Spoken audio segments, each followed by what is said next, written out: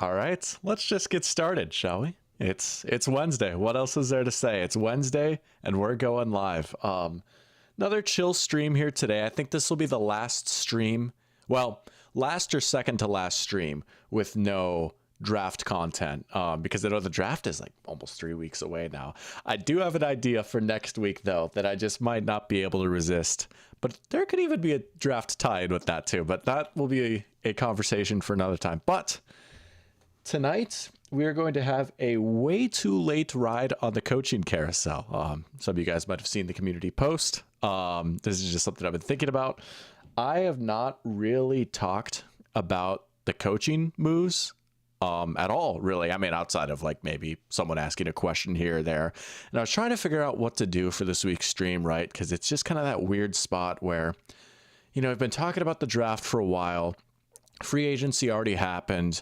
There are already all these trades, right? I feel like there's not much else to say at this point as far as like signings go. Although there is one that we'll talk about here in a sec, but it's like, what to do. A few different ideas, you know, there's an idea that Kaden and I thought of that we might pull out maybe in like the summer or something. But I was like, you know what? We just haven't really talked about the coaching moves. So that'll be like the kind of one of the big things we do today. We've also got a few more brackets. Those were a lot of fun. Those are a big hit. We still got March Madness going on, obviously, and there's some coaching related brackets that have been cooked up that we're going to fill out here. So stick around for that as well. But yeah, and as you might have seen in my post as well, this kind of ties into the video I've got coming out here in a few weeks. But we'll get into that here in a little bit. But you guys know the drill at this point. As always, if you're in here, feel free to say hello in chat. Looks like we got a few people filing in here already.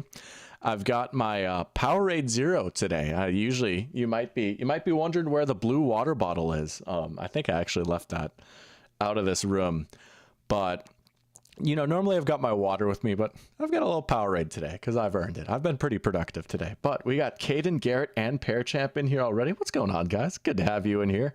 Caden saying it's Super Bowl time for the legendary Madden franchise. I think it's like, what, year 14 now or something crazy like that. Easily the longest franchise I've ever done, but best of luck, Raiders. We got Garrett back in here, too. Let's go. Welcome back, Garrett. Good to have you back in here. Saying, what's up, Lord Doctor? It's snowing. I think it's still snowing out. You can't see right now. I've got the blinds down because I don't want it to get like too bright in here or whatever. I mean, you could still see light go through anyways. It's not that big of a deal. But yeah, back here in Fargo, it is snowing right now on April 2nd. But you know, I haven't been here in a minute, right? I hadn't really seen snow a whole lot the past couple of years, so it was kind of nice to see it, right? I got outside a little bit today. Ran around in the snow. I got way too much snow on my glasses, but took some photos. It was a nice little hour I spent outside. But welcome back, Garrett. And we got Pear Champ saying, "Hey Doc, how's it going? Nice shirt. Appreciate it. Thank you." I pointed the wrong. Yeah, there's the creamsicle crest. But yeah, it was a Buccaneers waffle print crew neck type of day. Oh yeah, this thing is super comfy. Shout out Tampa Bay, right? Actually got this thing at Raymond James Stadium. It is pretty sick. I'm not gonna lie, it is pretty sick. But appreciate it, man. Good to have you in here. Hope you're doing well too. Caden say no revolutionary coffee. Yeah, you mean the mocha? My brilliant innovation. That is a mocha, actually. No, that's a pigskin pregame thing only. Don't worry. Those will come back when we got our morning streams coming back here. I mean, if there's a reason to go live in the morning this off season, I will. But all right, we're going to switch over here. Just hit a few pieces of news, right? I don't know. There's always something to talk about. You know, we got the 365 days a week. Wow. Cannot talk right now. I need another sip of Powerade here. Then we'll try again.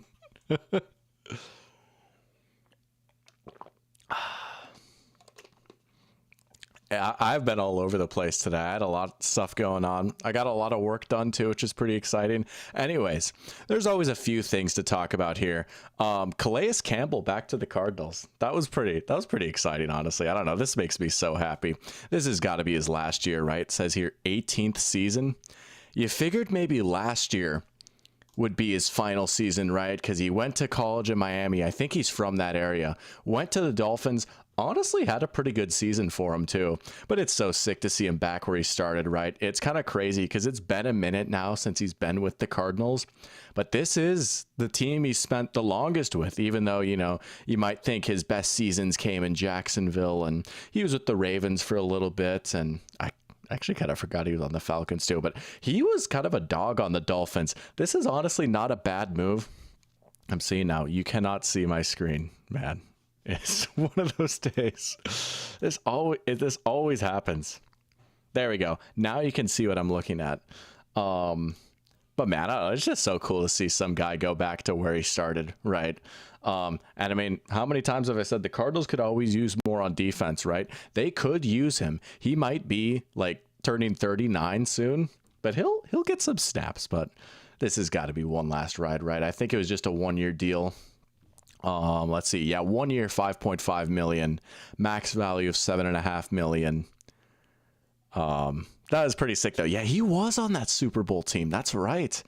That's how long he's been around, man. He's got to be the second oldest player in the NFL, right behind Aaron Rodgers, probably. That's crazy though. Yeah, man. I mean, how many of those guys? He's got to be the only guy from that game left in the league, right? I don't think there's any. I mean, Big Ben retired a few years ago. Yeah. Even seeing that logo takes me back. That's the first Super Bowl 43. This is the first one I kind of remember watching. And I didn't even watch the whole game because I was still a little kid, right? I had to go to bed before the game ended. But I remember seeing like a few plays and like being kind of conscious a little bit. I was just vaguely aware of what was going on. First one I really knew what was happening was the Saints Colts one the following year. But yeah, that was pretty cool. I don't know. It's not like a crazy earth-shattering signing, but it's like, let's go. Good to have him back there. Anything else really happen? I guess, I mean, we've already talked about the tush push and all that. They're tabling the vote. I think they're going to revisit it in May, right? I mean, we know where I stand on this. Come on. That's just so weak, dude. I'm sorry. I don't know, man.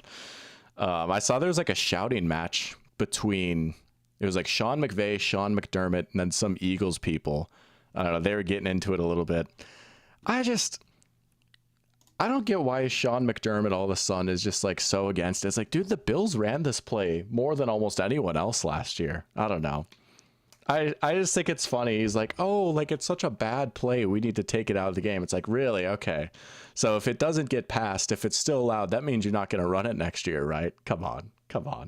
I don't know. But Caden saying CFL CFL is coming up here. I think the actual season starts in June. That'll be something we can maybe do too. But I know, like, I think preseason for them starts in May, which is kind of sneaking up on us a little bit. Yeah. Top story: Trey Hendrickson disappointed. Oh yeah, I mean the Bengals aren't going to pay him. It's going to be a game of cat and mouse. I don't know. I feel like they might pay him eventually. They might cave and pay him, but man, that's just a lot of money to tie into 3 guys, even if they're good. But I don't think he's going to get traded. I did throw out a few weeks ago the idea of like maybe Washington trying to trade for him or something, or if you're the Bengals trying to get a first round pick. I still won't hate that, but I mean, I don't think he's going to like Le'Veon Bell it and hold out, you know. But yeah, kind of a dead week. Not a whole lot going on, honestly. Yeah, just a lot of rule change stuff. We kind of talked about that last week. Owners meetings and competition committee stuff wrapping up. We still don't know. We don't know where this guy's going to go. I mean, it's pretty obvious. He was throwing with DK Metcalf a few days ago. Like, he's probably going to the Steelers. And then there's the draft, which I think we'll actually start that next week. But I've been watching a few more guys now. Been playing around with the mock draft simulator a little bit more. I'm starting to get the lay of the land here a little bit. I'm starting to get pretty excited for this draft. It's not a crazy class, but it's very solid. There's not like a lot of blue chippers necessarily, but there's a lot of good starters to be had and positions that might be kind of thin for a lot of these teams. But yeah, that's all there really is to say. I have no idea how long this one is going to go tonight, honestly. I know we're usually looking at around 2 hours, but We'll see. I'm not gonna lie, it's been a crazy day, but I've been very productive. I did not get a ton of sleep last night either, which was like I even went to bed. I tried to go to bed at a decent time. I just didn't fall asleep though. But that's how it be sometimes. All right, but as promised, we are going to take a way too late ride on the coaching carousel. So I've got Judy Batista's NFL.com head coach team pairing article pulled up here, right? A little funny to be doing this now, maybe, right? This was first published back on January 6th, updated on the 25th. I think the last coach hired was Kellen Moore, like right after the Super Bowl, right? It has been a while now. It's been like 2 months, but I haven't really run through this.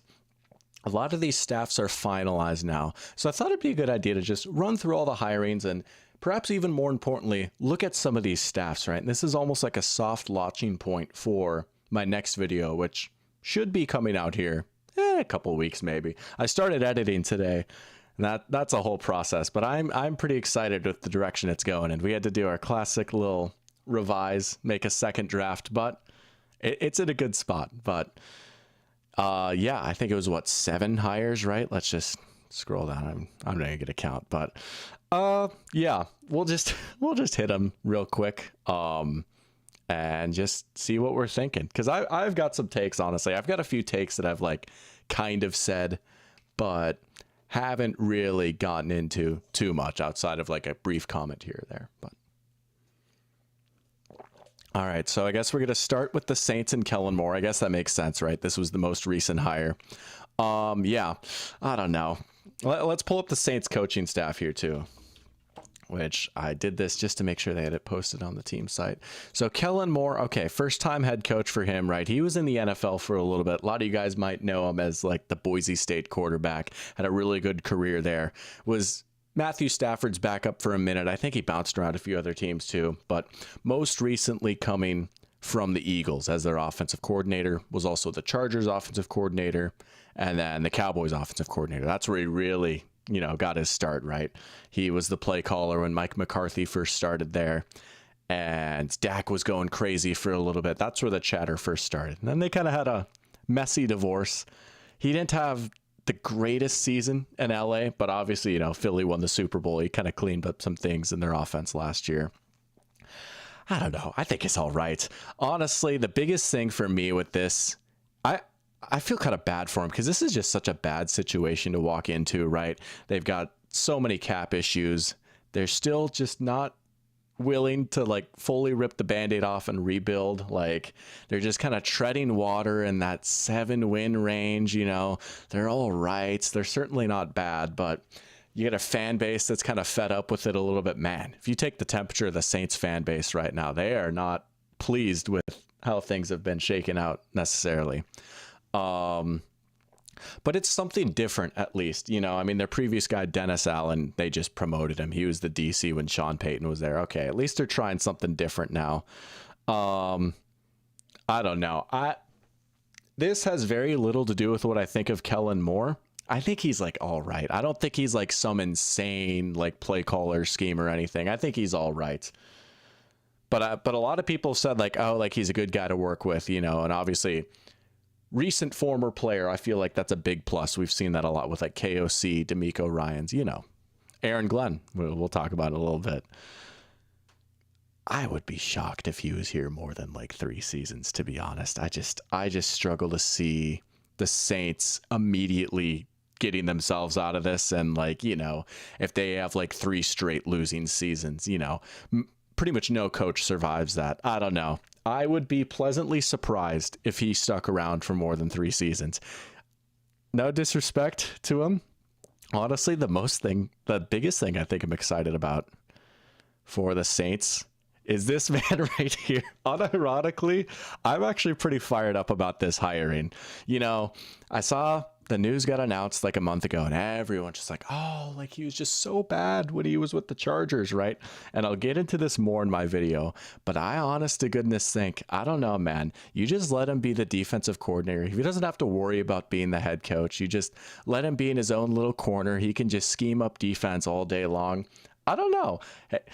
He did a pretty good job when he was with the Rams. I don't like this whole like, oh, well, Aaron Donald and Jalen Ramsey just kind of carried him. Like, nah, man. Like, there's some people that are smarter than me that could really, really dive into like some of the unique, funky scheming he was doing as the Rams defensive coordinator, right? And he was also the assistant with the Bears when they had Vic Fangio. And I just think it's very telling, you know? I think it's very telling for as bad as his tenure went with the Chargers, right? I mean, the way he went out is just humiliating, right? Getting 63 hung on you in prime time by the lowly Raiders, and that's your last game, right? He's fired the next day. Everyone's piling on him. You know, he's the guy that's wrecking Justin Herbert's career, and oh, he was the guy that was responsible for the Chargers' blown lead. All that, right? And yet, this past season, Kyle Shanahan wanted him on his staff, brought him aboard. Matt LaFleur wanted him, you know, interviewed him, right? And now all of a sudden, the guy that he was working with in LA for a season, Kellen Moore, says, nah, we want you, right?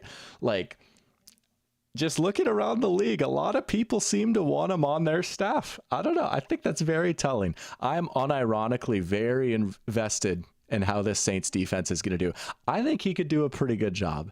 I don't know. I'm excited to see if he can bounce back a little bit. I think he's got a little something to prove. I've always had this weird infatuation with Brandon Staley. I don't know. I think he's a good coach. Maybe not a head coach, but I think he could do a pretty good job. I honestly think this is one of the better hires from this cycle. I really do.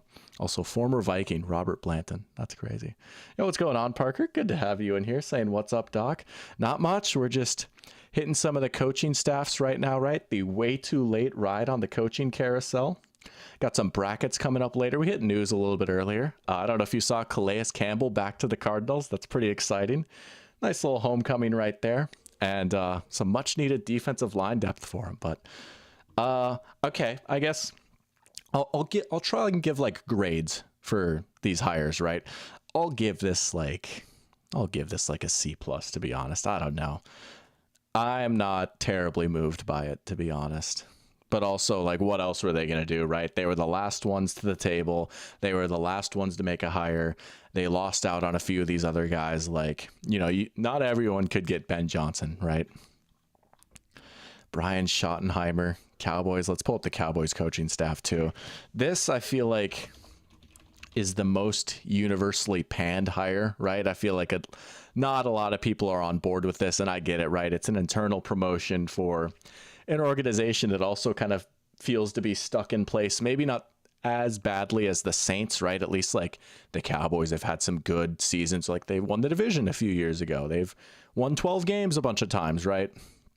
But the thing with Schottenheimer is, you know, he's an offensive coordinator. His offenses have never been terribly productive, and he's been around a long time. He's getting a shot now, but who knows, right? See, that's the thing. And I say all this, like, I'll give out like a C plus or whatever, you know, like we can always be surprised by some of these guys. But again, some of this has to do with just like, oh, really? Like, I don't know. Just like, I don't know if you're in the spot to necessarily be promoting from within, but also a lot of it's just like, again, the Cowboys, like, how do they get better? You know, like there's not a lot of meat on the bone necessarily for them to improve. Looking around at his staff a little bit, I will say another much maligned head coach who's now back in his role as coordinator, Matt Eberflus. I actually kind of like that. You know, he's got some ties with the Cowboys. He was there back in the early 2010s. And shoot, I just like, I'm going to be saying this a lot, and I just really want to like put this out there now. If you're watching this right now, if you're watching this back later before my video comes out, consider this a nice little preview for the next video, right? You know, there's nothing wrong with just being a coordinator, and that's just what you do, right? Not every good coordinator needs to become a head coach. Two very, very different jobs, right? Eberflus's defenses in Chicago were still pretty good, right? So again, I kind of like this idea of like buying the dip a little bit on a good coordinator who had a head coaching stint that didn't go very well, getting him while his stock is low. Honestly, nice move right here, in my opinion. I think this is a nice move. The offense, we'll see. I mean, the offense's floor, I feel like, should be pretty high. You got Dak and CD. You got to make sure they stay healthy. Got to fix that run game, though, a little bit. Oh, they got Ken Dorsey. I missed that. He was with the Bills a few years ago, with the Browns last year. I don't know, man. I'll give this like a C minus, to be honest. I don't think this is like some crazy move. Again, it's just kind of a tough spot to be in, right? If you're the Cowboys, like everyone's saying no to you, you know, and it's got to be feeling, you got to be feeling weird if you're Jerry Jones. Like, I mean, if you're a Cowboys fan, you got to be thinking like, why can't this be his epiphany? Like, all these guys are saying no. They're like not even taking interviews with us. Like we're not a desirable spot anymore. So it's very symbolic of the state of the Cowboys right now that, you know, this is their next step. I don't know, man. But, oh, here's an interesting one. Liam Cohen to the Jags.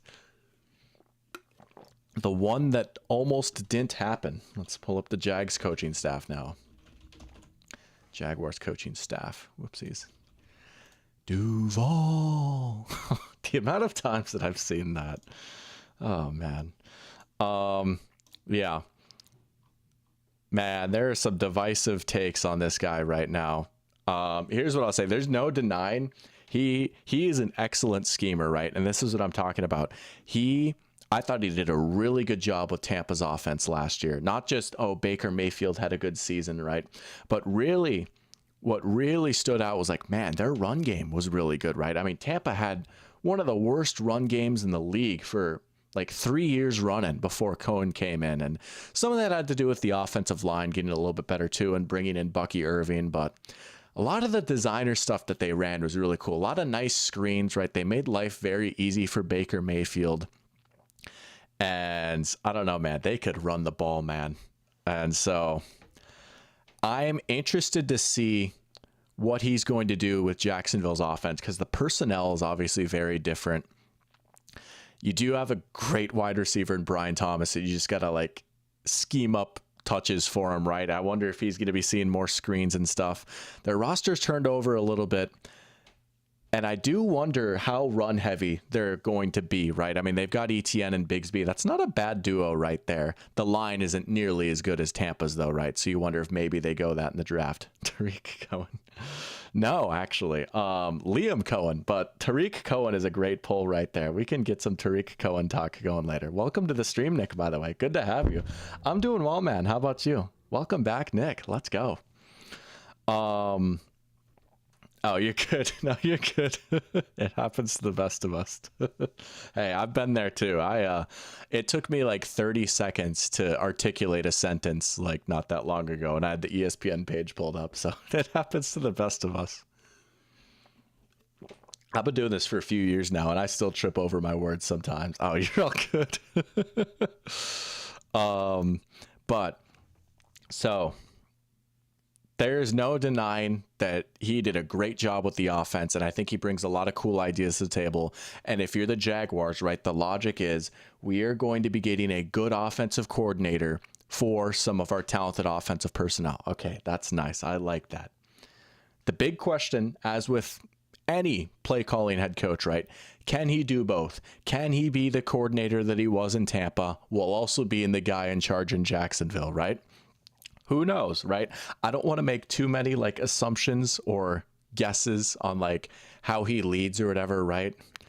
There's just always been a little bit of smoke around him though, you know, right? And then the whole thing happens, and I have no idea if his kid was actually sick or not, right? But the whole situation of like switching back and forth between teams happened. There was also a very similar thing that happened in Kentucky, right? You heard just like a lot of rumblings from like people inside the Rams when he was there for a season of like he and McVay didn't necessarily get along very well, right?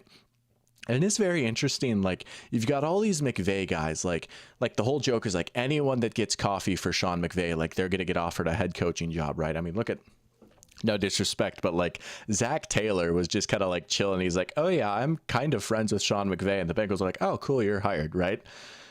And it took all these years for Cohen to get a look, right? Granted, he did absolutely earn it based off his job as the Bucs OC last year, but there's always just been a little bit of smoke around him, right? And so it's just something to think about, right? Like, okay, he's not just the offensive coordinator, he's in charge. How is that going to go exactly, right? You know, if you're entering the bye week and you're 2-4 and the offense hasn't taken off yet, how is that going to go, you know? So That's what I'll say, and I'll articulate that more. And you know me, I've got my spreadsheets and numbers and everything that just kind of ties into all this. But that's the big question, right? I will say this killed me. Like, why did you have to hire him, man? Right? Grant Udinsky came over from the Vikings, was the assistant to the offensive coordinator and the assistant quarterbacks coach, right? He didn't call plays. He wasn't even the actual quarterback coach, but he's always kind of been KOC's minion. I guess that's the best way to put it, right? He's always had special projects for him. And his special project this past year was JJ McCarthy. It's like, dude, like, why? Why did you have to hire him, man? We were so close to being out of the woods and having no one get him, right? The Bucks looked at him a little bit. The Seahawks looked at him a little bit.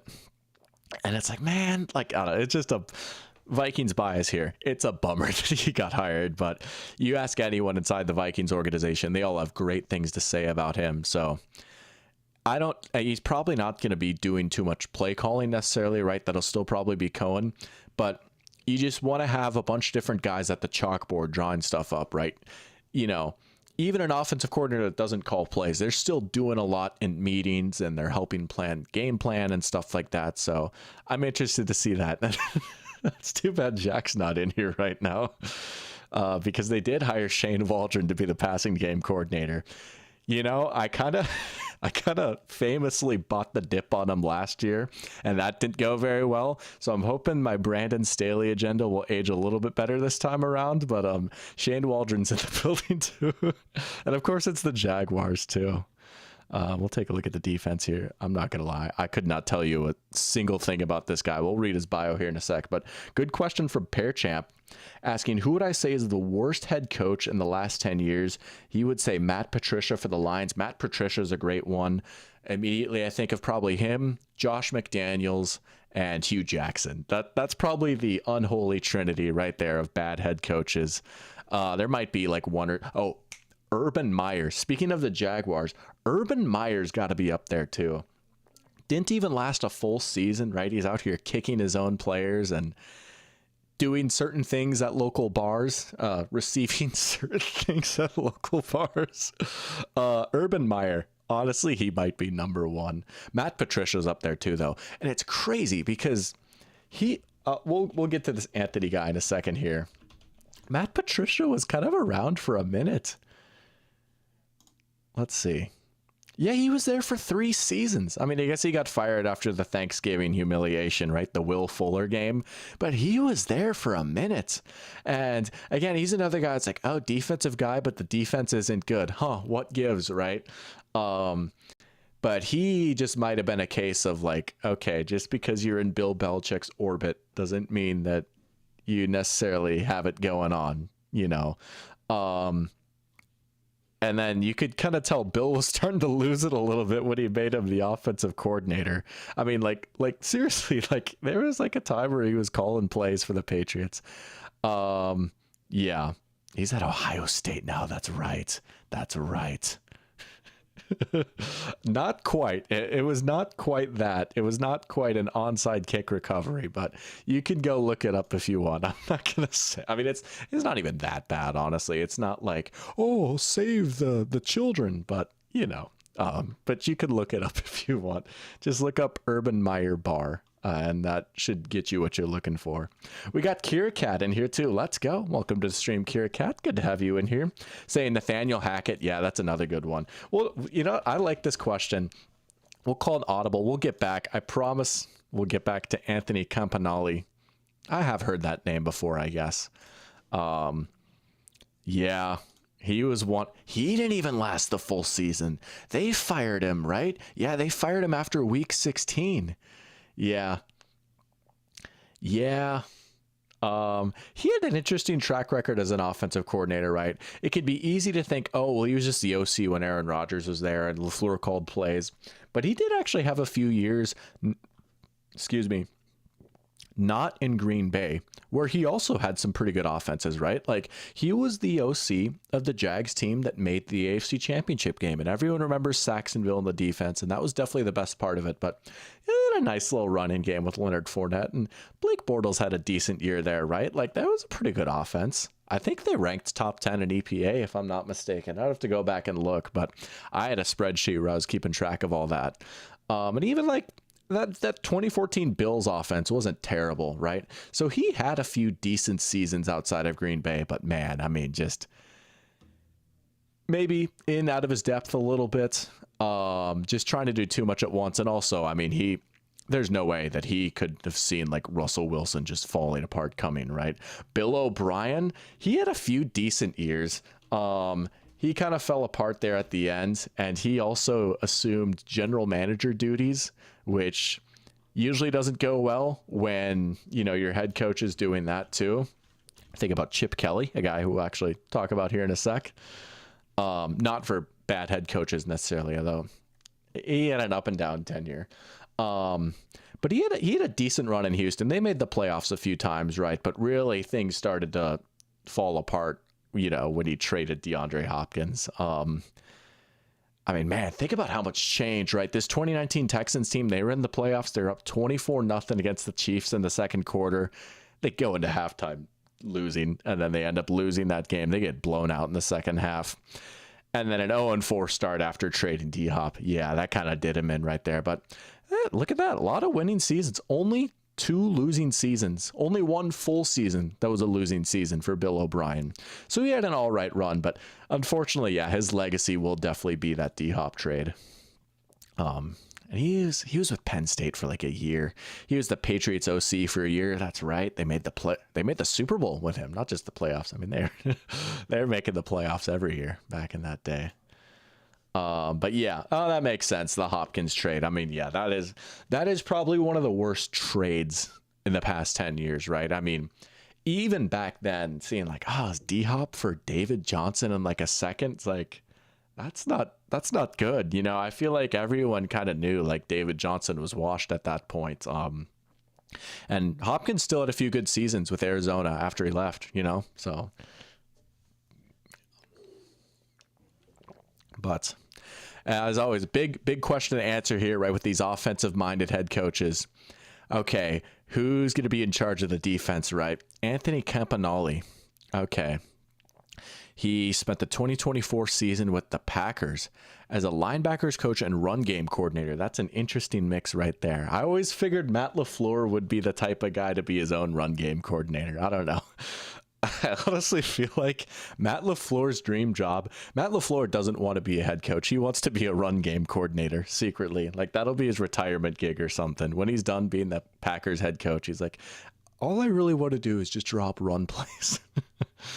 But okay, Green Bay's defense was pretty good, right? They had a big overturn in their defensive staff this last season, right?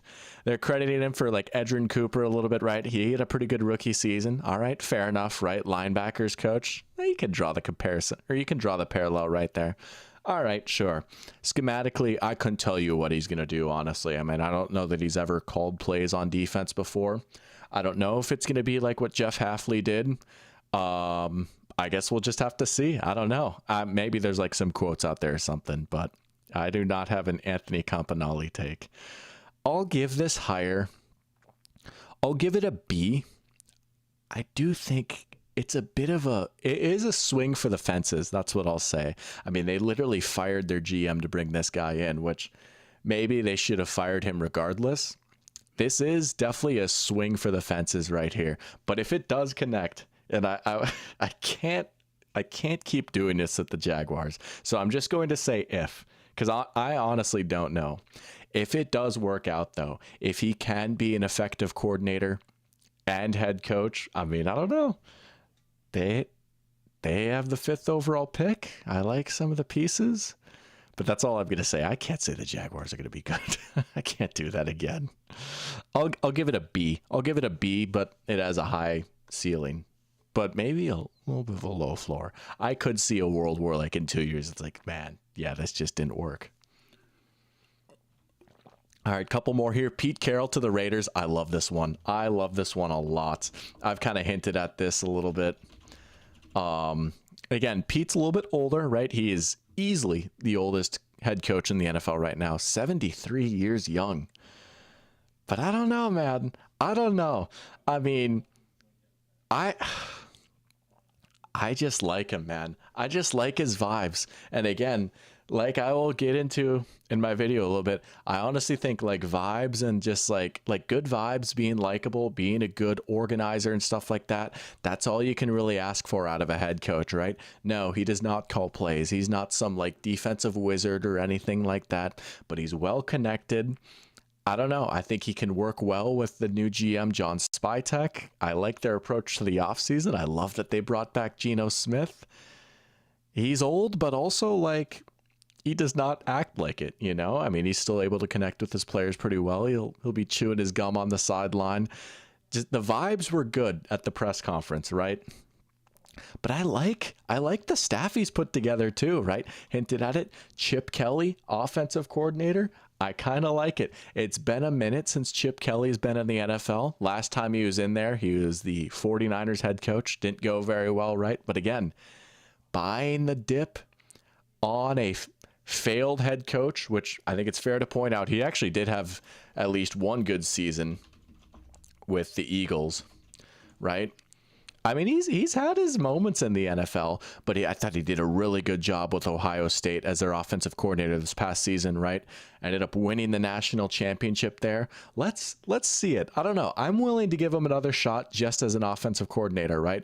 This is the first time he'll be in the NFL just as an OC too, right? It's been a minute, I guess, besides his Ohio State run, it's been a minute since he was just an OC. But again, I think this could be a pretty good role for him. They're going to have their work cut out for them, maybe figuring out this run game a little bit, but they have a high pick in the draft. If they really want to go Genty, I get it. If they want to go offensive line, I get it. If they want to go Tet McMillan, I get it. I don't know. I'll be interested to see how much his offense has changed from when he was with Philadelphia too, right? I wonder if it's going to be as much no huddle, right? But I don't know. He did a good job with the run game with the Eagles. And that 49ers team was just pretty bad all around, right? I mean, even Kyle Shanahan came in the next year, and it's not like they were that great, right? It took a year or two for them to get some more talent in the building. So you can't even knock them for that too much, right? I don't know. Or if they want to go like Travion Henderson in round 2, right? Get him his old back from college back. I would like that too, but I am actually pretty interested to see how this can go. I like the move a lot, to be honest. I do. And then defensively, keeping Patrick Graham. That's huge. Patrick Graham, one of the more underrated defensive coordinators in the NFL. Just super well respected, has a great track record. I mean, he's been here a few years now too, right? He's with the Giants for a little bit. And I just, if this Raiders defense is healthy, I think they could be pretty good. I think this is a sneaky playoff team. I could see them like sneaking in and getting the 7 seed, to be honest with you. If they do well in this draft, I like the offseason. I like the guys they've brought in the building. I'm going to give this one like an A-. I'm so for real. I know like probably one of the biggest knocks on the hire is like, oh, well, Pete's not going to be there very long, you know. He signed a 3-year contract with him. The idea is like, oh, maybe he's only a bridge head coach. Maybe. I don't know. I mean, what if he wants to do it till he's like 80 years old? I don't think Pete Carroll's going to be here for like 10 years, right? But even if he is there for only 3 years, I just like to think, even if he's just a bridge head coach, he and John Spytek and Tom Brady in this ownership group are going to come up with a guy to replace him. Like they're going to have a plan for when he steps away, right? They're not just going to be like, we'll figure it out when he retires, right? He knows what he's getting into. But he had a year off. I mean, his team's never really bottomed out in Seattle, right? Let's pull up his Pro Football Reference page here. They never really bottomed out, even when they were supposed to be terrible, right? I mean, everyone had them seen as like a team that might get the first overall pick back in 2022. This was the Geno Smith miracle year, right? And a lot of it was, Geno Smith breaking out and becoming a really good quarterback. But I don't know, man. I mean, their worst season was 7 wins, right? I get why Seattle moved on from him. They needed to get some new ideas in the building. You kind of feel like that ship had run its course. But I don't know, one more shot here with the Raiders. I'm going to give this one an A-. This is honestly one of my favorite hires. Lad McConkey retired. But obviously, for those that might not know, this is for the Madden franchise. That would be crazy if he pulled a Chris Borland and he retired after one season, which, man, that is a pull right there. Chris Borland. Nick likes the chip hire too. Let's go. I don't know.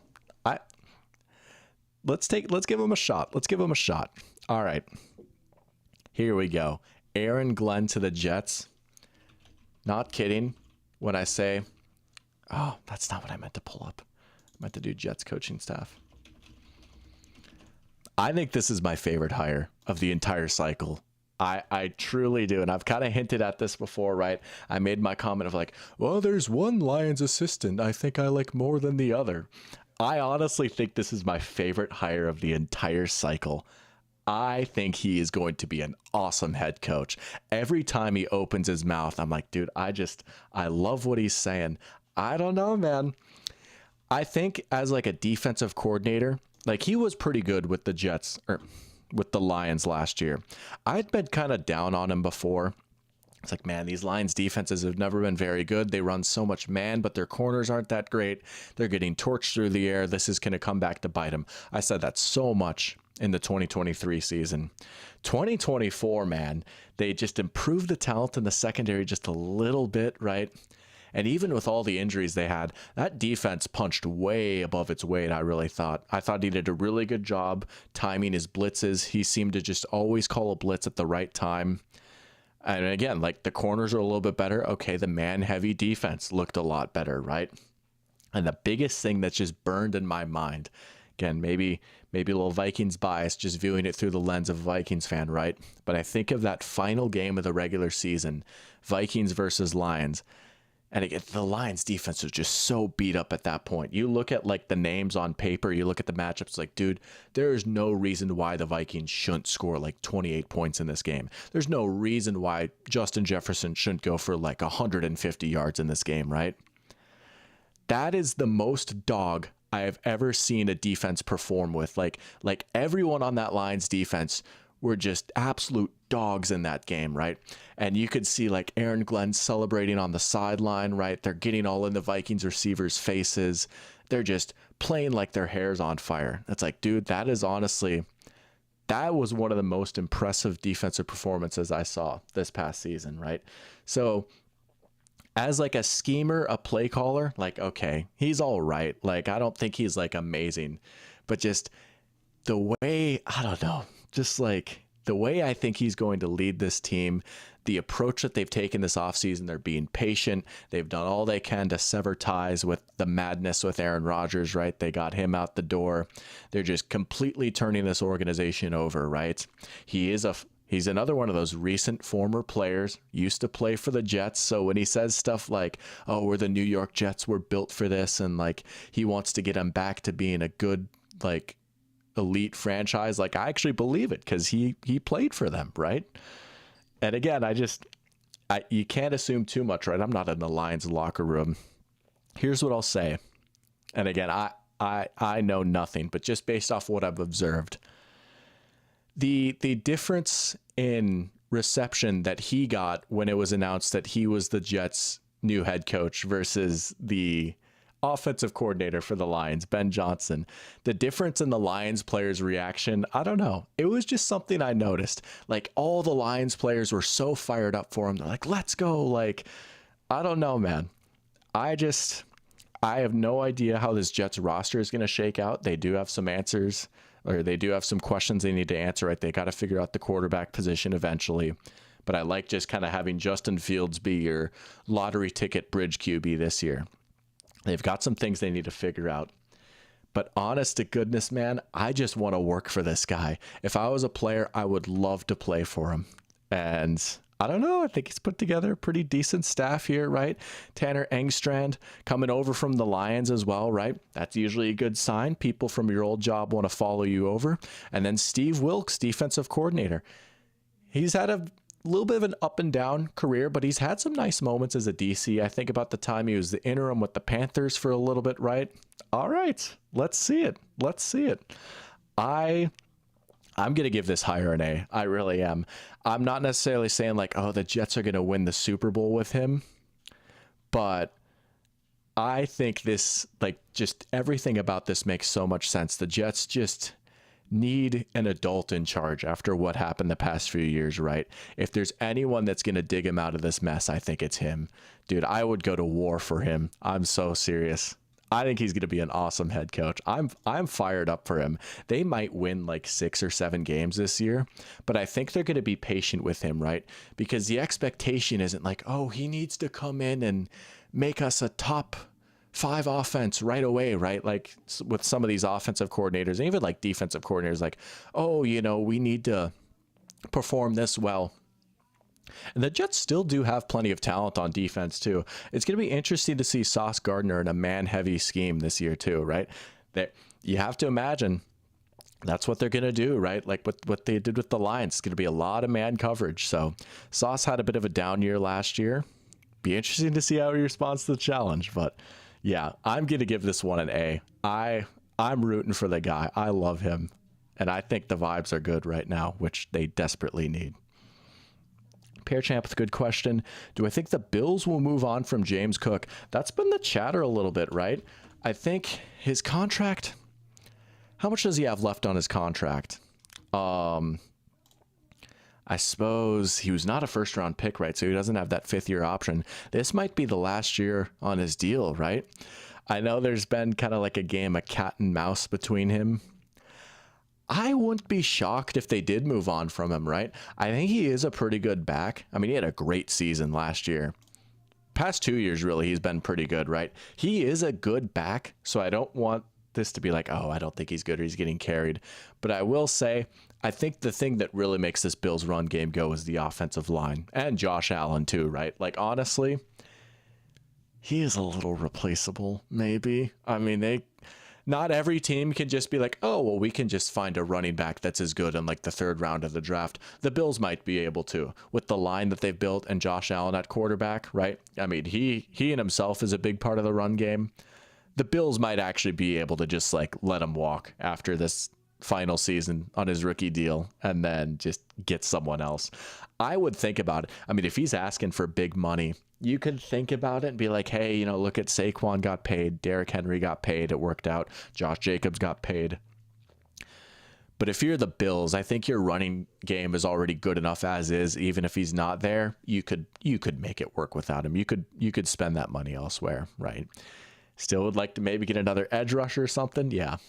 I don't know if they're going to like, also, I think that's Ray Davis. ESPN just getting the picture wrong.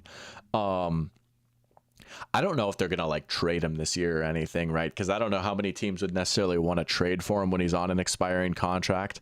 They'd just rather wait a year and then sign him in free agency. I would be surprised if he's on the team next year. That's what I'll say. But he is a good player. Like if he leaves, like some other team maybe should pay him, just maybe not the Bills, if that makes sense. Oh, that's a good question. Garrett saying, can't help but root for the Jets to make a comeback after all those years. Oh, right. I mean, man, there's few fan bases more tortured than them, right? And it's so funny because, you know, technically they do have a Super Bowl, right, from like 1969. I mean, I would say the vast majority of Jets fans have not seen a Super Bowl in their lifetime. Do they have the longest playoff drought in the NFL now? I think they do, right? Last time they made the playoffs was 2010 with Mark Sanchez.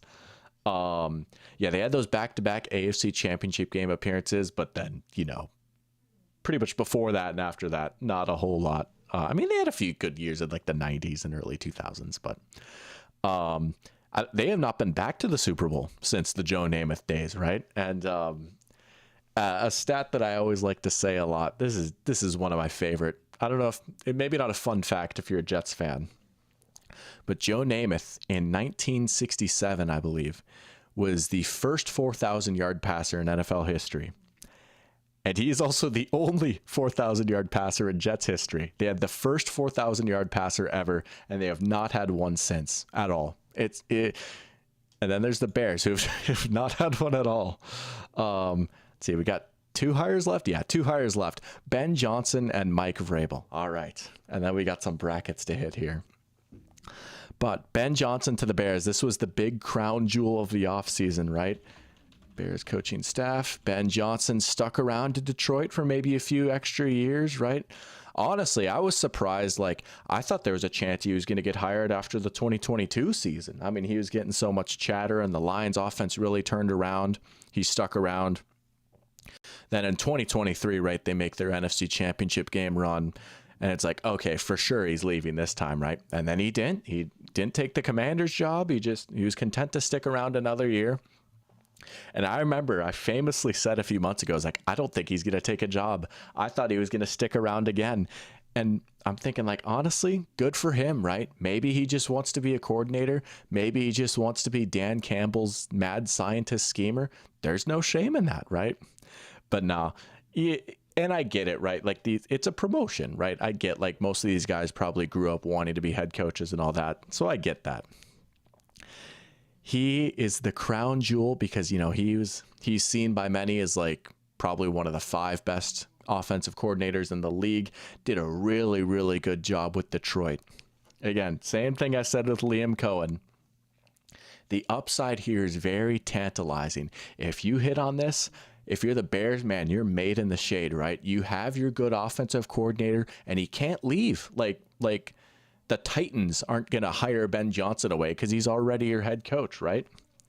But the big thing is, can you do both?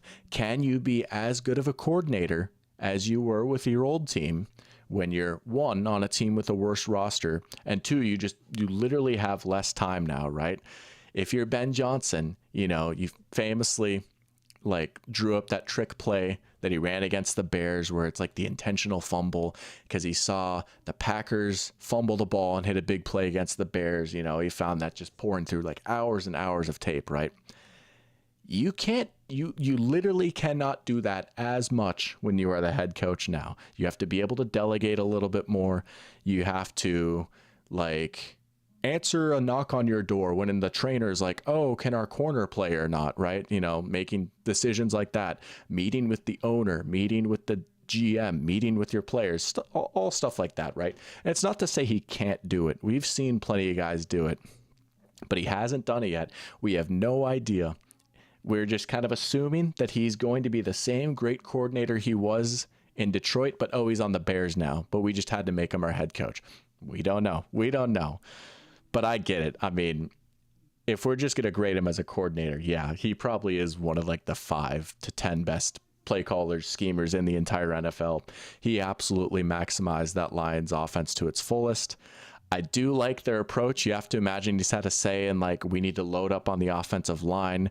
I do think they're probably going to go get a running back. I don't think DeAndre Swift is going to be their running back, right? I mean, it was like well established that the Lions coaching staff didn't really like DeAndre Swift when he was there. And you know what? I got to hand it to him as I'm saying all this, like, well, I don't know if he's actually going to be good or not, right? But I do like the Dennis Allen hire, defensive coordinator, right? I do think some teams are maybe starting to catch on to this a little bit, right? Buy the dip on the failed head coach. So I do like that hire. He's been a very good defensive coordinator every time he's just been a DC, right? Especially you think about his time with the Saints before he was the head coach. I like that. I couldn't tell you a whole lot about him, to be honest. I saw they also brought in Al Harris. It's not often we talk about like these quote unquote smaller assistants, right? But Al Harris was a very good defensive backs coach for the Cowboys for a long time. You think about like Deron Bland, Trayvon Diggs, some of these younger guys that they've developed. That has been under Al Harris's watch. Underrated move right there. They've also got Eric Bieniemy, which I actually didn't know. So they've got a few big names here. JT Barrett. Wow. Antoine Randall L. They got some names here. Press Taylor, that's right. I'll be nice though. I'll give this one a B+. I do think there is a very real shot that this goes very well, right? There is a lot of offensive talent already if you're Chicago. And again, I like that they've recognized like we need to improve the line, right? There's a lot of ingredients for Ben Johnson to cook with. I think this is a slightly bigger boom or bust hire than it is being recognized as, though. That's what I'll say. Personal gut feeling, and I'm not just going to like say like, oh, this is going to happen. Nah, screw it. Personal gut feeling. I think there's a chance this is like a Josh McDaniel situation. I don't know. That's just like my personal take. I do think there's a real shot it goes well. I'm not saying like, oh, if you're a Bears fan, you shouldn't even be excited. Like there's a lot to be excited about. There's a lot to like here. I don't know. I could see this. I could see this not being a slam dunk. That's what I'm gonna say. I get slight Josh McDaniels vibes here a little bit. This could age horribly. I could have an egg on my face like 5 weeks into the season when Caleb is cooking everyone. I don't know. Maybe it's just Vikings bias because he just absolutely fried us every time we played the Lions, but I don't know. I think there's a chance that we look back on this as like, man, we had such high expectations and it just wasn't quite what we thought it was going to be. That's what I'll say. But I'll still give it a B plus because you gotta factor in the ceiling, right? All right, one more. Mike Vrabel to the Patriots. Not bad, Patriots coaching staff. Again, big thing with him, especially they got a young quarterback, right? He's, I guess, a bit more of a defensive-minded head coach. I don't think he's going to call plays for him on defense, though. But Josh McDaniels as offensive coordinator, I don't hate it, right? Again, just let him be the offensive coordinator. Even the Mac Jones rookie season, right? The year they made the playoffs, right? McDaniels was their offensive coordinator. Their offense was pretty good that year. McDaniels has had he's had a lot of success as the OC, even when Brady has not been there. They have a quarterback in Drake May. They got to figure out the offensive line. As far as Vrabel goes, though, I guess, right? I think the biggest thing you can say about him that I kind of said about Pete Carroll too is like, man, some of these Titan teams absolutely could have bottomed out, but they didn't. You think about that 2023 Titans team in particular. Honestly, like I guess 6-11 isn't great. This could have easily been like a 3-win team. And I mean, hey, very next year they were a 3-win team, right? This could have very easily been a team that just completely bottomed out, but they were at least fairly competitive, right?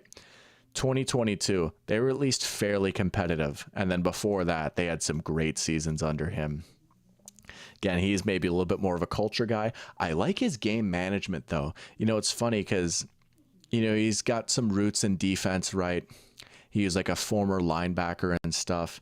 You might not think of him as like this forward thinking, like analytically minded guy, right? But he always passes the down 8 test. He did the whole like clock management hack against the Patriots in the playoffs a few years ago, right? Like honestly, he is pretty tapped in with that stuff. And he had an analytics like game management coordinator when he was with the Titans, and I think he brought him to the Patriots. He went somewhere. John Stryker was his name. Maybe he's not with the Patriots. Yeah, there he is. Vice President of Football Operations and Strategy. And he is also the game management coordinator, I believe. At least he was when he was with the Titans, and then Sean McVay had him on the Rams last year, right? He is like surprisingly tapped into that world. So I kind of like that too. He's kind of like the best of both worlds, old school and new school. And you know what? He's put together a decent staff. I couldn't tell you much about Terrell Williams, to be honest. But I don't know. I could see the Patriots being pretty competitive. They're another team that's like, honestly, could they maybe finish second in the division next year? Maybe. They got some work to do on that offensive line that they might need to address in the draft. But there's a good foundation in there. I'm going to give Vrabel a B+ too. Most of these hires, I feel like, have been pretty good.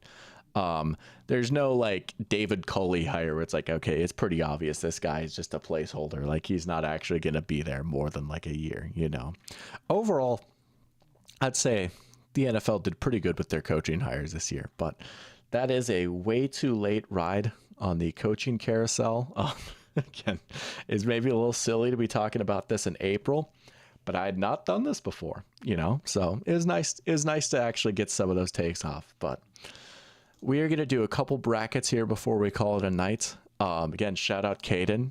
You might see him in chat, the moderator here, amongst other things, special assistant, right? Cooked up a couple more brackets for us, and he was explaining, I believe this one, there's some interesting seeding that I'll try and explain. There's a lot of math involved. So we've got two coaching related brackets. I guess this is the coach stream, if you will. But we're going to get started. We will do the coach of the year bracket first. Oh, I like this. So pretty much just like making my pick for who I think would be coach of the year. It looks like this one is seeded just based off of vibes, I had to guess, but I kind of like this. So this is like my way too early coach of the year prediction. 32 coaches, obviously. So get a nice little, almost like half of March Madness. But yeah, I won't get too crazy into these. I mean, especially like 132, right? Okay, Dan Campbell versus Brian Daboll. I would be surprised if Daboll survived the season. I don't even think he's like a terrible head coach. It is funny because he actually has won a coach of the year, and yet he's the last seed here. I don't think he's like awful. Why? I think he's like a pretty good offensive play caller, but again, there's been some issues inside of New York, right?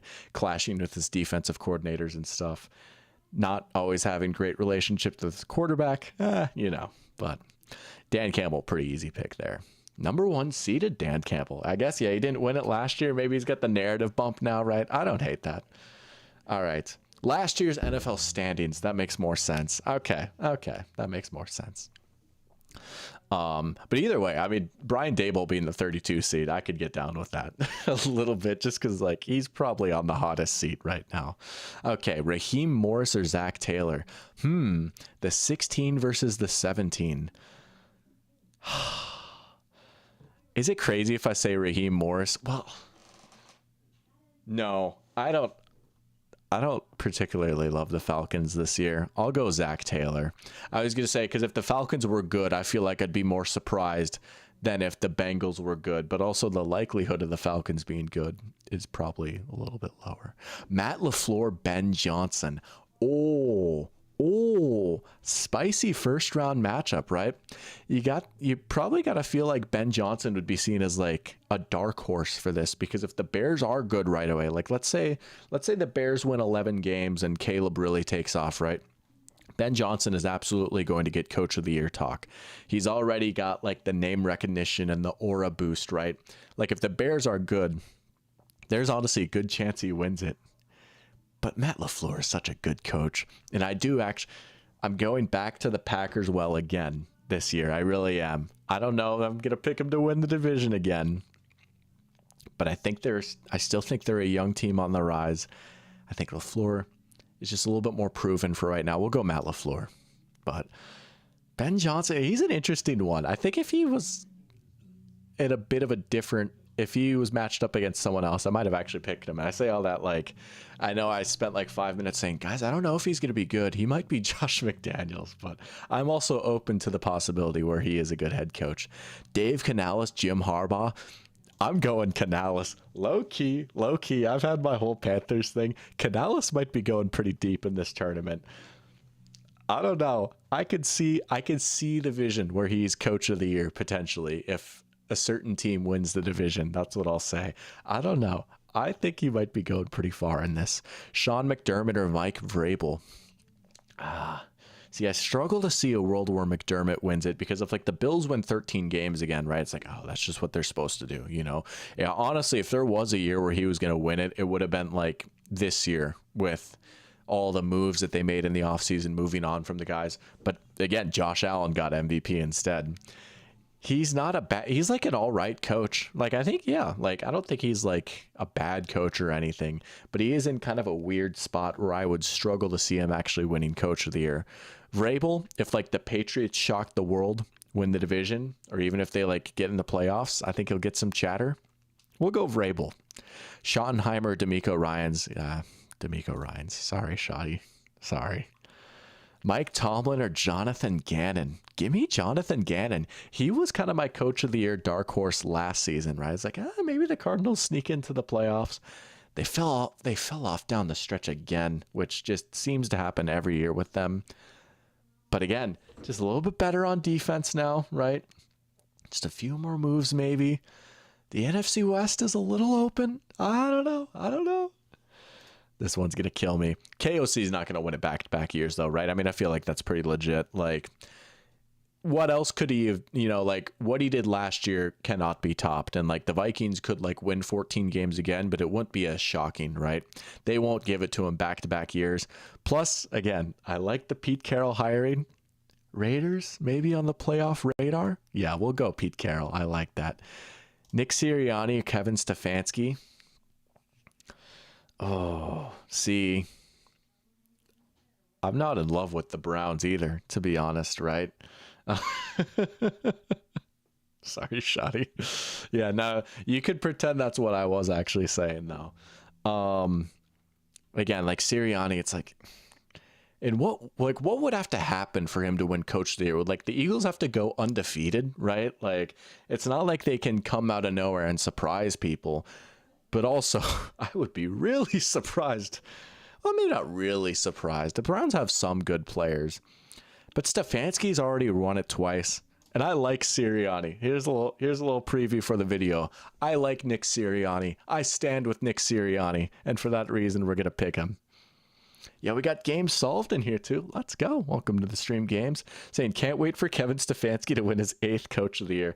Dude, it is honestly so funny that I think he's like an all right coach. Like I wouldn't call him like one of the 5 best coaches in the NFL, maybe not even one of the 10 best coaches in the NFL, but he has 2 Coach of the Year awards to his name, right? And that's kind of the nature of the award. It's not necessarily about being the best coach, but like having a team that exceeds expectations, right? It's like, yo, the Browns are good, Coach of the Year, you know? Oh, Mike McDaniel or Sean Payton? Oh, Mike McDaniel. Now that's a guy I've had some takes on for a while now, right? Again, very good offensive mind. All right head coach at best. All right at best. Sean Payton is one of those guys where I say like, oh, you got to be able to do both. You got to be able to be a good head coach and a good coordinator. Sean Payton is one of the few guys that I think actually does fit that bill. Is there a world where Denver maybe wins the division next year? Maybe. I like their offseason. We'll go Sean Payton. Oh, look at this. The 2 best friends. This is like Anakin versus Obi-Wan right here. Sean McVay, Kyle Shanahan. I think McVay is the better coach. I really do. Like I would take McVay over Shanahan all day, every day. I think there's definitely a more feasible path to Shanahan winning the award this year, though, right? 49ers coming off a disappointing season, only 6 wins. They get back in the playoffs, they win the division. They might be like, it's his time. Let's give it to him. But yeah, that being said, give me McVay over Shanahan. Just personal taste and preference. Liam Cohen or John Harbaugh? Liam Cohen. I mean, I don't know, man, right? Again, like Harbaugh got a Coach of the Year a few years ago because it's like, well, the Ravens were the best team. I don't know who else we're going to give it to. That would be his path again, right? And it's just, you don't see that very often again. Like some of these guys like Harbaugh or Sean McDermott, like they're almost at a disadvantage for this award a little bit. Versus like, again, Liam Cohen, like maybe the Jaguars offense goes well. Maybe this is like too much projection. And like, I think it's more likely that the Ravens would like have the best record than the Jaguars like winning the division, right? But I don't know. This is an interesting exercise though, isn't it? Dan Quinn or Kellen Moore? We'll go Dan Quinn. I don't know. Again, I struggle to see the Saints doing a whole lot. Aaron Glenn or Todd Bowles? Ooh. Aaron Glenn. Mike McDonald or Shane Steichen? Here's another guy who low-key is kind of on the hot seat a little bit. Shane Steichen. Honestly, there is a world where maybe the Colts do turn it around a little bit this year. They just get a little bit steadier quarterback play. They did make some nice moves on defense. Mike McDonald would have that big boost though if he too was able to win the division with Sam Darnold, right? Well, I guess the Vikings didn't win the division, but if KOC got the award because they made the playoffs with Sam Darnold, maybe Mike McDonald could do that too. But also, I do think this Seahawks defense could be pretty nice this year. And he'll have the narrative boost of like moving on from the quarterback, moving on from DK. I do still think they'll be pretty competitive. There might be some again, there's like a few questions maybe. I wouldn't necessarily pick the Seahawks to win the division. I think there's an easier path for the Seahawks being good than the Colts being good. And I do think if they are good, like a lot of it will be credited to McDonald, because I think this defense honestly could be pretty nice. We'll go Mike McDonald. There you go, Jack. Right on cue.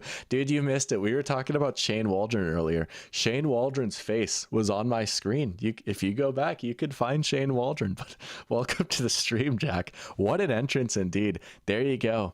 That's your man right there, Mike McDonald. Moving on to the next round of the Coach of the Year bracket, which we're almost done with the first round. But welcome Goat Kid too. Look at that. Best friends coming in at the same time. Let's go. Welcome to the stream, fellas. All right, last one of the first round: Brian Callahan versus Andy Reid. We'll go Andy Reid right again. Maybe the Chiefs just like I say turn things around as if they didn't go 15-2 last year, right? But like, they took a bit of a hit in the Super Bowl. There's maybe a few questions about them. Not that they won't be good, but just like, there's just a few things they need to like figure out maybe. Let's say Mahomes does get the deep ball back and the explosive plays are back next year and the Chiefs go like 15-2 again, when everyone keeps waiting for them to fall off. I could see that being a Coach of the Year type of season for Andy Reid. All right, Dan Campbell or Zach Taylor. We'll go Dan Campbell. I feel like he's got the he's due kind of narrative going for him, especially, I didn't even mention this yet. I guess this makes sense for a Dan Campbell case too, right? If the Lions are good again, let's say they win the division again, which I think is very much on the table. If I had to pick today, I'd probably pick them to win the division. He'll have the boost, not just from like, oh, he's due, he didn't get it last year, but both his coordinators are gone, right? If the Lions are good again without Ben Johnson and Aaron Glenn, he might actually win it. Honestly, I could see him being the favorite. Maybe he would be my pick. Dare I say I'm going to pick Dave Canales again. I am dangerously in love with this Panthers team. I know it burned me last time I picked them to win the division, right? But it's going to be different this time. Honestly, Dave Canales might be like one of my top 4 picks for Coach of the Year. I really think so, right? I think there's a shot this Panthers team could maybe snatch the division. It's so funny. I'm saying that in the waffle print Tampa crew neck, right? I like this Panthers team a lot. And again, if the Panthers are good just a few years after how big of a disaster they were, he's going to get the narrative bump. This is going to be an interesting matchup right here. I don't know who I'm going to pick for this one yet. Jack's saying Ryan Grubb is just as bad as Waldron at this point. The players have come out to say how much they hated him. Yeah, I get that, right? I mean, they were just so clunky on offense last year too, right? So Clint Kubiak maybe we'll get this run game going. There is some talent in the backfield. I love the duo of Charbonnet and K9. So maybe you get that. You get the famous Cooper Kupp blocking on the perimeter, right? Maybe draft a lineman or two. All right, we're starting to cook a little bit. But yeah, Grubb's game didn't really carry over very well from college to the NFL. It was a shame. I was excited for him. I was like, oh, he did some cool stuff at Washington, but just never really carried over to the NFL. It's a very different sport, right? I mean, literally a different field, different dimensions. All right, Vrabel or D'Amico Ryans? See, again, it's tough because you feel like if D'Amico was going to win it, he would have won it a few years ago, right? He would have won it his first season when Houston, made the playoffs after being terrible. I'll go Vrabel. Gannon or Pete Carroll? Give me Pete Carroll. Pete Carroll's going to be going pretty far in this one, too. Sirianni or Sean Payton? We'll go Sean Payton again. This isn't necessarily who I think the better coach is. I might give Payton the edge over Sirianni, though, but just who I think is a better shot of winning this award. Shanahan or Liam Cohen? I like Shanahan's chances, too, if the Niners can turn things around. I'm not particularly high on the Niners. Like, I do think there's a real shot that they win like 7 games again this season or something like that. But I don't want to fully count them out. You know what I'm saying? I think there's at least a decent chance that they are back in the playoffs. They win like 10 or 11 games. But There's a lot of people I think that are just being pretty cavalier about the Niners situation. It's like, oh, of course they'll just get healthy and they'll win 11 games again. It's like, man, do we really think they're just gonna double their win total just like that? Like, why were they injured last year, right? Oh, it's because all their players are old and already injury prone. I don't know. But that being said, it's hard to count him out too much, right? It's Kyle Shanahan. Jack saying maybe Grubb was the necessary evil to move on from Geno so we can pay our young defensive players and JSN. Oh yeah, again, that defense. In Mike we trust, right? In Mike we trust. I mean, shoot, they were, by EPA standards, they were a top 10 defense last year, right? Got some really good play out of like Leonard Williams, defensive line secondary coming along nicely. And yeah, JSN's going to command a pretty penny in a few years here. And yeah, I mean, Geno did want a lot of money. I will give you guys that. Like, I understand at least being hesitant to pay like 45 million for a guy who's going to be turning 35. But Sam will be fun. He'll be an experience. I'll promise you that. Oh shoot, I haven't picked this one yet. Dan Quinn or Aaron Glenn? I will go Dan Quinn here, though. This kills me, right? Because I was gassing up Aaron Glenn so much. Not yet. He will not win Coach of the Year yet. Give him a few years. Within 5 years, I think he's got a shot to win it. Not right now, though. The Jets just aren't good enough. And maybe the Commanders can take another leap. I'm a little skeptical. Here's what I'll say. If you would have told me a year ago that Dan Quinn was still the Commanders coach, I would have been surprised. I mean, we all know this, right? I was not in love with them at all. I thought they were going to be a disaster. They went to the NFC Championship game. They won 12 games. That is the other thing. It wasn't even like they just snuck in the playoffs. Like, that was a 12-win team. That is kind of wild. Mike McDonald or Andy Reid? Sorry, Jack. I think I'm going to go Andy Reid here. That was tough. I thought about McDonald for a sec. He might be another guy. It's like, not this year. Maybe next year. Maybe next year. All right, here we go. We're starting to get down to it. We've got some strong candidates here. Dan Campbell versus Dave Canales. Please talk me out of what I'm about to do. I can't do this. I can't do this. It's my stream. I can do what I want. Dave Canales. Dave Canales, Panthers. Let's go Panthers. Oh, man. We'll see. I don't know. Dan Campbell's probably the wise pick there, but I don't care. All right, Mike Vrabel or Pete Carroll? We'll go Pete Carroll. Wow, we've got Dave Canales versus Pete Carroll in the Final Four. Sean Payton or Kyle Shanahan? We'll go Kyle Shanahan. And then Dan Quinn or Andy Reid? Andy Reid. All right, we've got quite the Final Four here. We've got Dave Canales versus Pete Carroll, and then Kyle Shanahan versus Andy Reid. Okay. Oh, man. Jack said, yeah, Andy Reid definitely has a chance at winning Coach of the Year when the Chiefs haven't been a premier team for years and he hasn't won anything. Unless the Chiefs go undefeated, he is not winning it. I guess my logic is, again, my general pulse of the Chiefs right now, it feels like this could be a year where maybe they take a step back, right? And I know we've said this for a few years now, and maybe it's just the Super Bowls burned in my mind, right? But the whole point of last season was, we're going to bring the explosive plays back, and we only saw it in bits and pieces, right? The offensive line is a concern. Like, I feel like there are actually a few legitimate concerns about the Chiefs roster now. Defense maybe isn't quite as deep, right? All this stuff. So if they do it again, like let's say they win 15 games again and Worthy breaks out and the deep ball is there and the offense looks as good as it has since like 2022, I think you could make a case for him. But I get like it is an uphill battle for him, but I feel like it's a more unique situation. Maybe I'm wrong. I feel like it's a different situation, like if the Bills win 13 games again, right? Or something like that. I don't know. I feel like that would be like a Coach of the Year type season. I think if you could get 15 14, 15, 13 wins out of the Chiefs again. And if you can like add a new wrinkle to this offense, because the offense is getting a little bit stale, maybe, right? With all the short underneath stuff they're doing. Feels like teams are finally starting to adjust to that. Okay, what's the next step? What's the next level you can build off of that? Is it bringing back the explosive plays you tried last year? A little up and down, but maybe Worthy's there, you know, year two, take a little bit of a leap. Could happen. That's my line of thinking.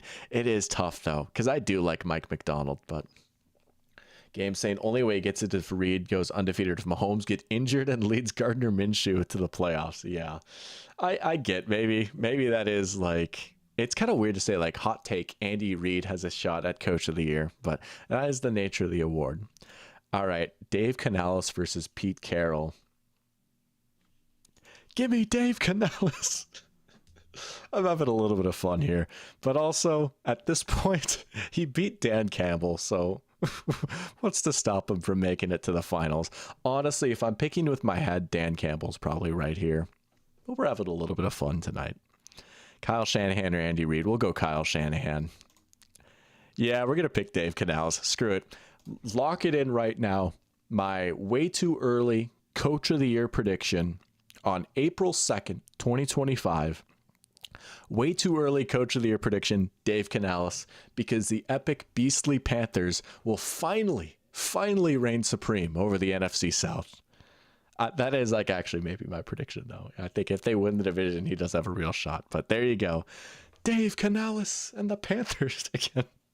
I'm saying this in a Bucks merch, but Panthers, let's go.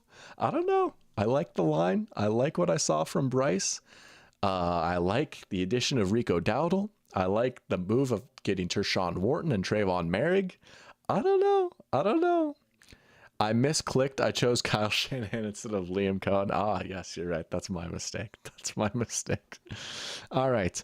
One more here for the road. We have the biggest turnaround from a first-year head coach. So we have a bit of a bracket description here. 1 vote for Liam Cohen, 1 vote for Shane Waldron. And Caden, you might need to re-explain this to me because I did read through the description a little bit. I won't lie. I actually did not watch the YouTube video you sent me. It was right before dinner time, and I just never got around to it. I lost track of time after dinner before we started the stream up. I think I actually get it now, right? So I understand it even more now, actually. So when I first took a look at this, I thought I was like picking like the coach based off like their season, like, yo, like 2013 Andy Reid versus 2021 or 2022 Doug Peterson. Like, who would I rather have? But it's who I think, like, what season was more impressive, I guess. This is probably what it is, right? And so there was some sort of mathematical formula that went into the seeding here, right? And I think the YouTube video explained this. Long story short, the seeding is done off of the math. But so here we go. We got a nice little 16 entity bracket right here. I won't lie, there's some of these people out here, it's like, I don't know a whole lot about the Sid Gilman Oilers, to be honest. But we're going to try our best here. There might be a little bit of recency bias, but here we go. We've got Andy Reid versus Doug Peterson, round 1, the 1 versus the 16. Well, here's the interesting thing, games. You say that, right? The 2021 Jags were the worst team in the NFL. They absolutely were. This was the Urban Meyer disaster year, right? They had back-to-back first overall picks. Trevor Lawrence didn't look that great his rookie year, but then they turned it around. And yeah, okay, the shift from year A to B, that makes sense. Yeah, that makes sense, right? They turned things around a little bit. They win a playoff game. Here's the thing, though. If I'm not mistaken, the Chiefs were also... Oh, wait. Yeah, the Chiefs were also the worst team in the NFL the year before Andy Reid got there, which is interesting, right? They lost their playoff game, though, but The Chiefs, I think they were a little bit of a better team than the 2022 Jags. I say that as someone that loves the Jags, right? Oh, oh, oh. I am going to go Andy Reid. Sorry, games. I am. It is tough, though, right? It is. But it is funny. Like, the two of like the worst teams in the league to go into the playoffs matched up in round one. Also, okay, now it started. Okay. Honestly, a closer one than I thought it was going to be. You do make a good point, but it is tough that also the Chiefs went from like having the worst record in the NFL too. All right. Mike Smith for the 07-08 Falcons versus Dan Quinn. Let's pull up Mike Smith's Falcons. I do remember Mike Smith. He was the coach there for a little bit. I obviously wasn't football conscious for his first season. 4-12. Oh yeah, the Bobby Petrino disaster. That is fair. They did not win their playoff game. They actually blew a lead too, right? You talk about blown leads in the playoffs. The Jaguars caused the blown lead versus the Chiefs blew their lead. But man, I mean the Falcons, like, this was a franchise in disarray, right? And Matt Ryan came in too and kind of calmed things down a little bit, right? But I mean, this was fresh off the heels of the Michael Vick dogfighting incident. You had Bobby Petrino resigning like in the middle of the season, just like ditching the team, right? I mean, this was like a legitimate low point for the Falcons. The Dorktown Falcons documentary does a really good job covering this, right? Also, Jonathan Gannon. That's crazy. I had no idea.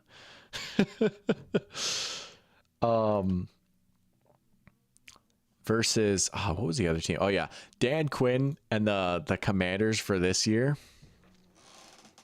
See, I feel like instinctually I want to pick Dan Quinn just because I legitimately thought they were going to be the worst team in the NFL, right? And they were pretty bad the year before, right?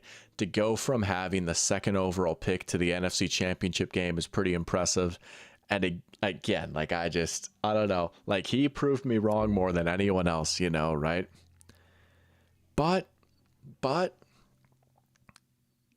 the significance for the literal health of the Falcons franchise for Mike Smith to come in. But I feel like a lot of that was Matt Ryan more than Mike Smith. I mean, Mike Smith definitely calmed things down, right? He was a very even-keeled guy. I'm going to go Dan Quinn, though. Maybe this is just like personal bias because like, oh, like they proved me wrong or whatever. But we'll go Dan Quinn. There we go. I have finally atoned for my Commanders take from last year.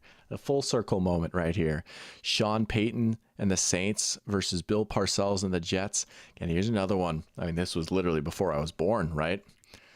But again, you want to talk about like significance for like the health of the franchise, right? Sean Payton coming in for the Saints during that time. I mean, you want to talk about how much those Saints teams mean to the city of New Orleans. I was going to pull up the Saints. I will probably lean Sean Payton here, but I'm going to dive into the Bill Parcells Jets here real quick. Okay, so they went from 1-15 to 9-7. Oh, they didn't make the playoffs though. Which, I mean, like, come on, you can't ding them too hard for that, right? I mean, an 8-win improvement is pretty surreal.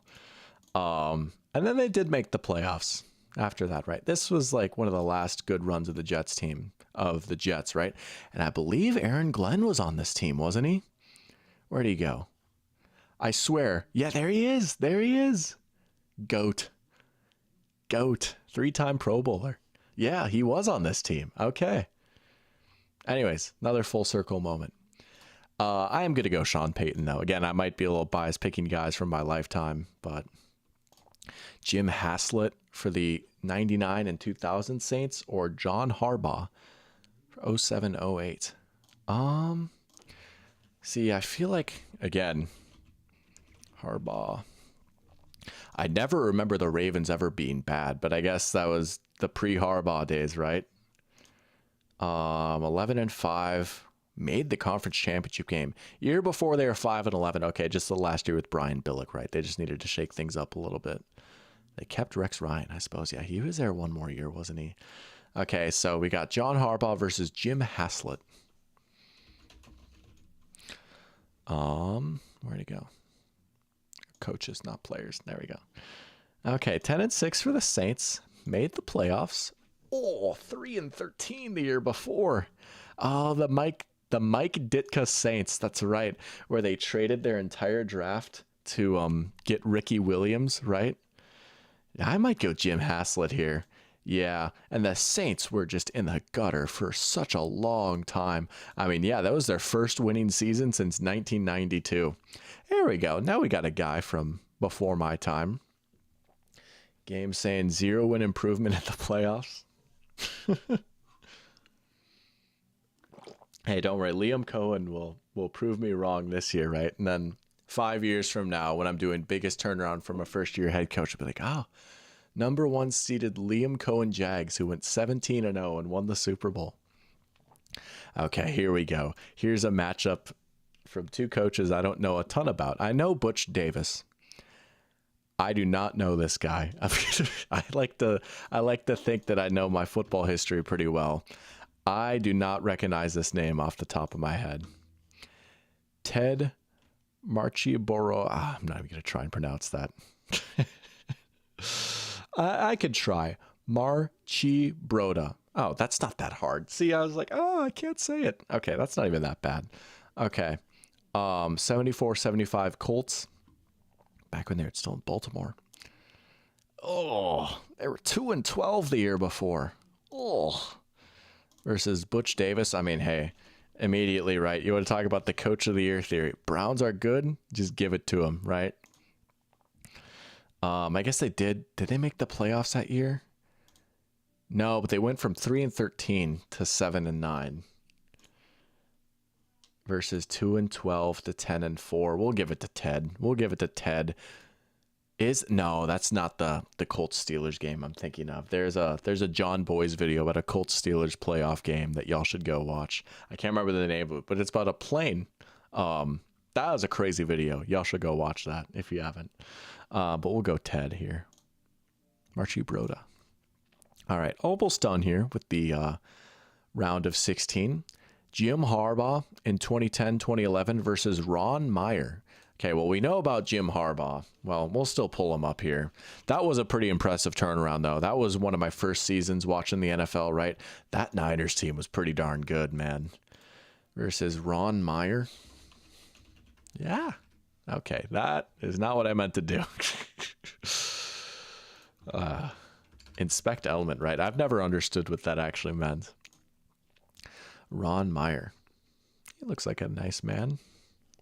5-4. This must have been a strike-shortened season, right? They did make the playoffs after going 2-14. Nah, we'll give it to Jim. They nearly made the Super Bowl that year. That was the Kyle Williams year. Section 1, yeah, you know it. Yeah, let's go.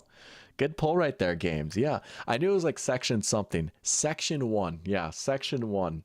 I think it's on Secret Base's channel. I don't think it's on John's channel, but yeah, that was a great video. I remember watching that a few months ago. It's like, wow. All right, Sid Gilman versus Chuck Knox. Again, we're going to have to consult our friends here at Pro Football Reference for this. Coaches, and then Chuck Knox. All right. Chuck Knox, 12-2. Not bad. After 6-7. 12-2 after 6-7. Also, okay, wait, this is his player page. No. Wait. Sid Gilman, 73-74 Oilers. Oh, I see. Okay, we just had to go late into his career. Okay, so he took over as interim. And then the year after, they were 1-13, took over as interim. They went 7-7 versus Chuck Knox, 6-7-1 to 12-2. 12-2. We'll give it to him. Last one, Frank Reich or Sean McVay. I don't even need to pull this one up. And what Frank Reich did was pretty impressive, right? That Colts team was pretty good, and it looked like they were about to be in the gutter. Come on, it's McVay. McVay's going to be going on a bit of a run here. That's what I'll say. Andy Reid's Chiefs versus Dan Quinn's Commanders. All right, here we go. Now we're in the Elite Eight, starting to hit the ground running a little bit. We'll go Andy Reid Chiefs. That team was pretty bad. And he got some really good play out of Alex Smith too. I thought about Dan Quinn, but we'll go Andy Reid. Sean Payton or Jim Haslett. Ooh, Saints versus Saints. We'll go Sean Payton. His was a little bit more lasting, right? I don't know if that actually should be factored in or not, but we'll go Sean Payton. Ted Marchibroda versus Jim Harbaugh. Recency bias, I guess. But also, that was a pretty, I mean, the 49ers looked pretty screwed, you know. I mean, you want to talk about getting a good performance out of Alex Smith. He was seen as a bust before Jim Harbaugh came in, right? It looked like his career was about to be over. Their previous head coach, Mike Singletary, just hated him, you know.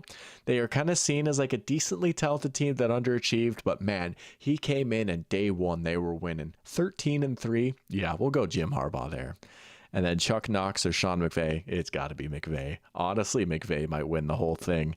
I know like the Rams made the Super Bowl McVay's second year, but dude, again, they looked dead in the water. We'll get to that in a second. I won't get ahead of myself.